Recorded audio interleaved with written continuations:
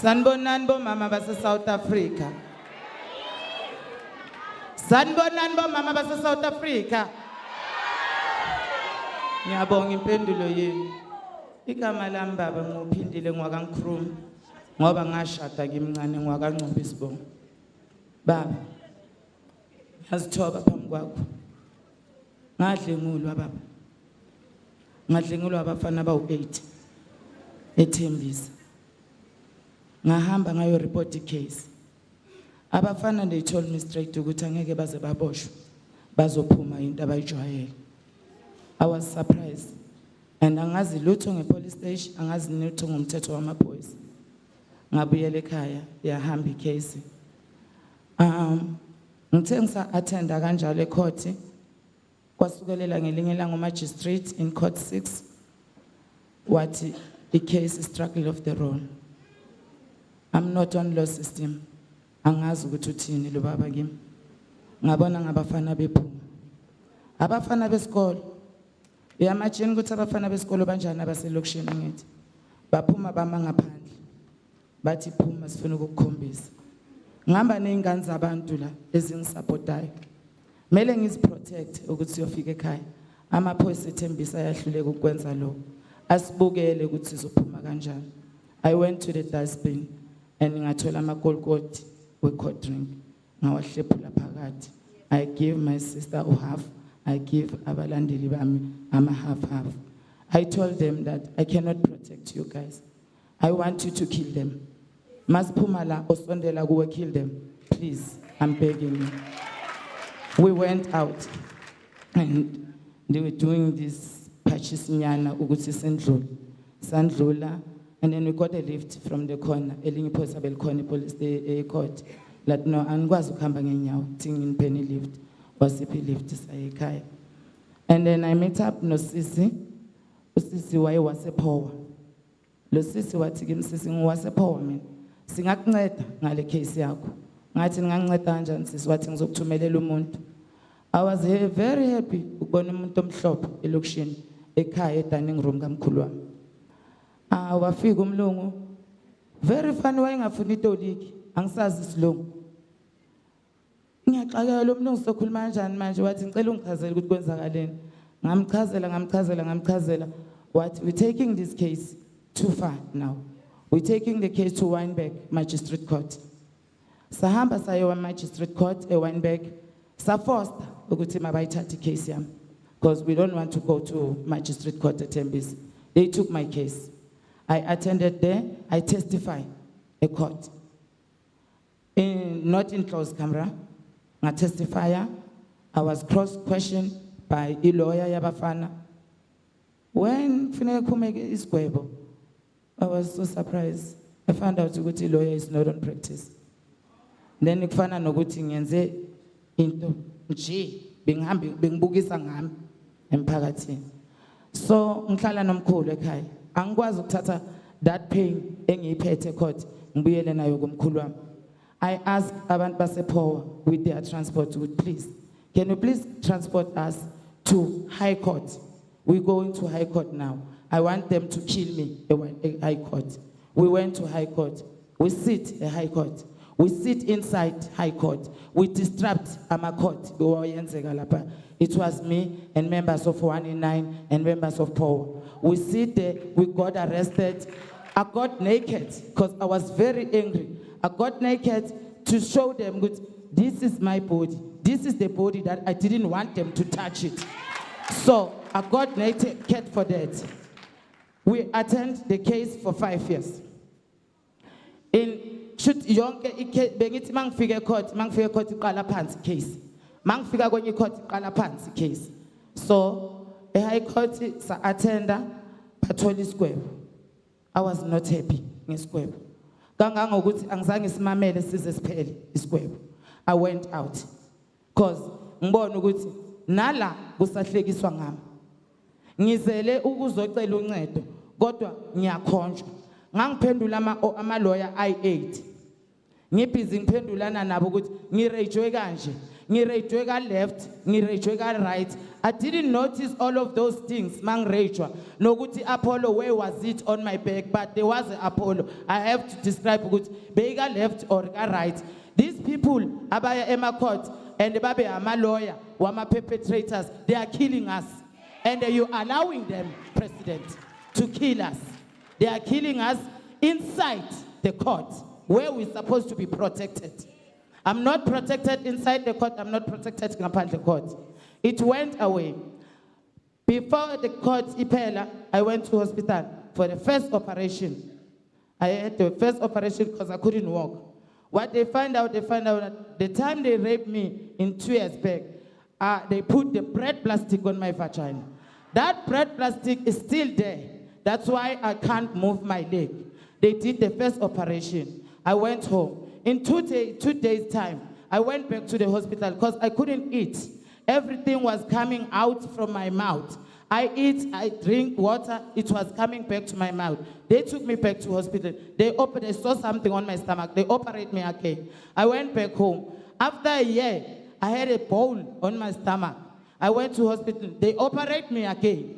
On that thing, I went back again. On a year, I went back again. I have 5 operations on my stomach. I will stand up, guys. Thank you. I'm sorry.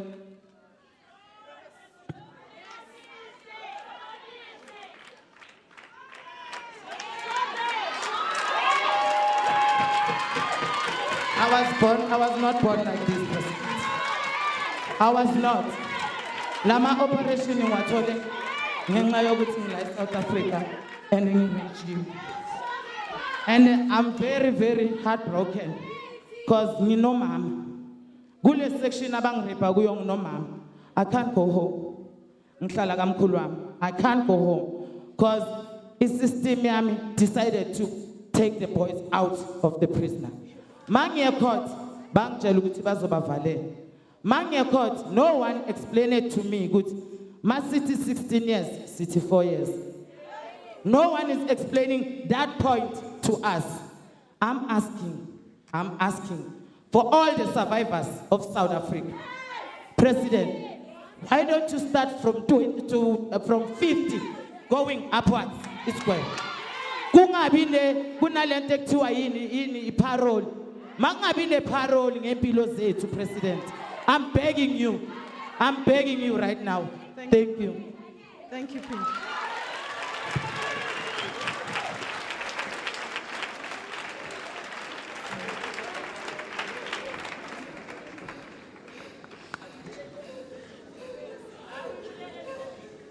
Mabat.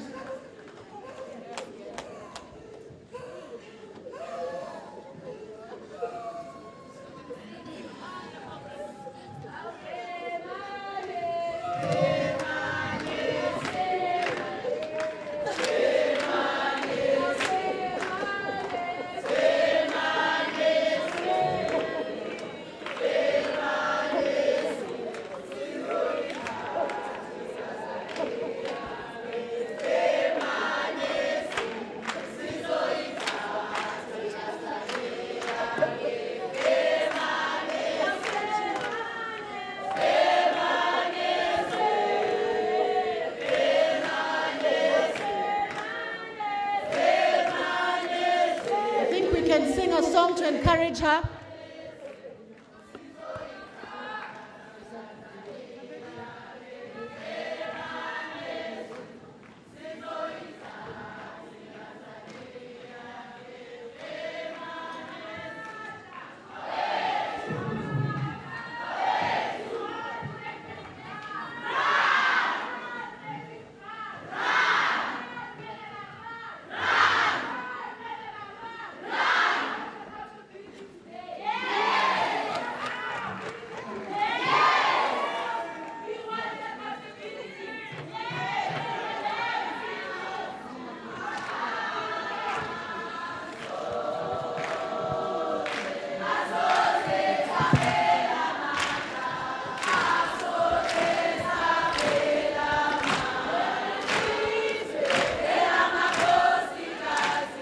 Thank you, thank you.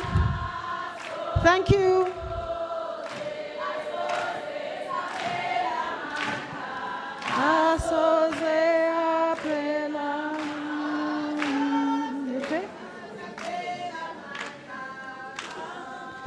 We have a very, very, very brave young woman here in front of us. Griselda Grootboom is a survivor of over 10 years of trafficking and sex slavery in our country. She's got a wonderful, beautiful t-shirt that is written "Exit." She's a woman who is an author. She's a speaker across the world. She has addressed the United Nations about sex trafficking, not only in South Africa, but across the world. And she will share with us her story and some of the steps that she feels we need to take to be able to change this game. Griselda. Thank you very much. Protocol to all our leaders. My president, it's nice to meet you again. We met at the HIV when you were deputy president. And then the Veskap, welkom, Sarki Batman, 1810, we're here. I was sex trafficked by a best friend into Yovo. Tied up, duct tape around my eyes. Injection behind my legs, crystal meth, so they can numb my lower body. Today, the nervous system still kicks in from a trauma perspective. Meaning just walking, you wet yourself. Every hotel room that I've been going for the past 2 years, I have to ask for plastic because I don't know what's going to happen. I was locked up in the room for 2 weeks. In the morning, it would be different men. In the afternoon, you could smell it's men from business meetings. In the evening, it would be 3 or 2. I was kicked out of the house in the middle of the night, smelling like semen and looking like a sex slave. I was high enough to crave for the drugs at least 9 to 10 minutes, because the crystal meth thins out your blood. I went straight to Park Station. Back then, our country Park Station was a central place for all transports of truck driving around the country. It was in development of black government, and I was welcomed by a pimp. And all I knew that I need to survive on these streets right now so I can see her again. From one brothel to another, one corner, gentlemen's club, teasers, mavericks. We as a black woman were only for service of sexual porn pleasures. We were not allowed to strip because we were too black on the floors, but we were at the back waiting for clients. At the age of 26, my pimp took me to Port Elizabeth. The country was hosting the AFCON, and it was World Cricket time too. And Port Elizabeth was most of the sports places. Our clientele was all men you could think of. The poor, the rich, the governors, ungovernors, the tenders, the non-tenders, the bishop, the pastors. I got pregnant with my baby girl, Summer. I was insulted once and asked, who do I think as a survivor in this country by a woman, Mr. President, to influence our justice system? I got pregnant with Summer. We called her Summer because they made us work every day until 6 months. 6 months, Madam asked me for inside abortion. I was asked to use sponges that you'd wash dishes with to put it in my private part and get back to work. And that was the only time I felt that I cannot do this, because they took the only breath of life that I could ever feel in my womb as a woman that gives birth to mankind. All I knew is when I said no, Madam and her husband and the bouncers beat me up and drove me all the way back to Johannesburg. It was a white-owned brothel, Mr. President. The gentleman that was her husband was working in military of South Africa.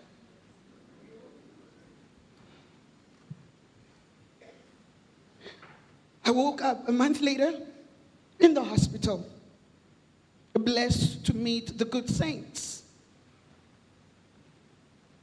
And all I knew was a young woman asking that I should find out what to do. At the age of 26, I had nothing, no identity, didn't know who I am.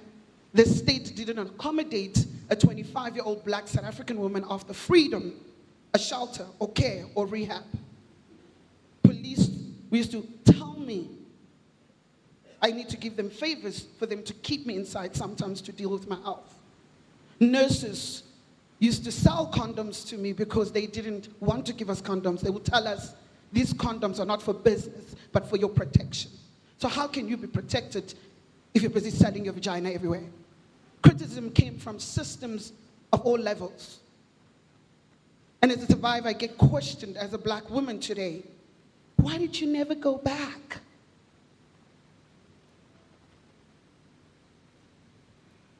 When I stood and had a meeting once in Parliament, half of my clientele was there. Oh, Lord Jesus. And some of them were wondering, is she here to get funding, or is she here just to show another black child charity show? And some of them still gave me business cards just in case I don't make it. Just in case you, as the president, never meet me.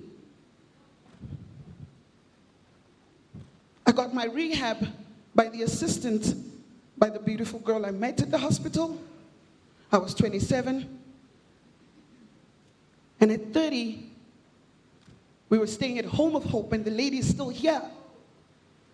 And Home of Hope is a shelter that's in Berea that accommodates babies that get thrown away by women that work in the slave trade and don't want these babies. And Home of Hope were taking them in. And the shelter Home of Hope itself, with its policies and laws, were told they should not allow any victims of over age of 20. So for me to stay there, I had to wash every child that comes in from the drains that's still alive. And I was asking God, are you trying to mock me? Oh my. And then from there, it was the journey of survival. I survived through churches. My escape was from one of the churches to ask me to drop drugs back to Cape Town. I took the opportunity because I was wondering, how does God bless these people that does money laundering through church? Drug lords are in the church. Where does the money go of them that traffic girls? It's in the church. They don't have policies, rights, and verification rights to go to Reserve Bank and put the 50,000 rands they make. So they get married with South African women so they can get that privilege through the South African women to put the money in or establish organizations. In sex trafficking, Mr. President, we need the intelligence to make sure they understand what happens in districts and communities.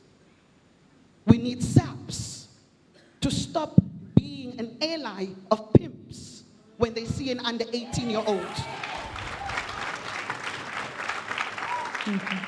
We need them to go and raid districts and communities when they see higher level of crime, abuse, and drug use. And that's how we will reduce. I'm hoping to have a personal strategy meeting with you, Mr. President, after this. Thank you. Thank you. Thank you, Griselda. Thank you, my dear, for your courage, for your bravery. Thank you to every one of our survivors who've had a chance to share this story. It's very important that we hear firsthand the lived experiences of women so that we understand how to respond. I'm now, as we conclude, going to ask two women to just give us very briefly the experience of organizations that work in this space, There are thousands of organizations, you heard about Home of Hope, who support women survivors or survivors of victims of violence. And so we have with us Kay Mahonde from the Initiative for Social Litigation in Africa. Kay, you work with the criminal justice system, you do work in that space. We would really like to hear from you. What are a couple of real key solutions that you think if we did this, this would really change the story? It's short and sweet. Yeah. I'll try. Thank you very much. Thank you to all my sisters.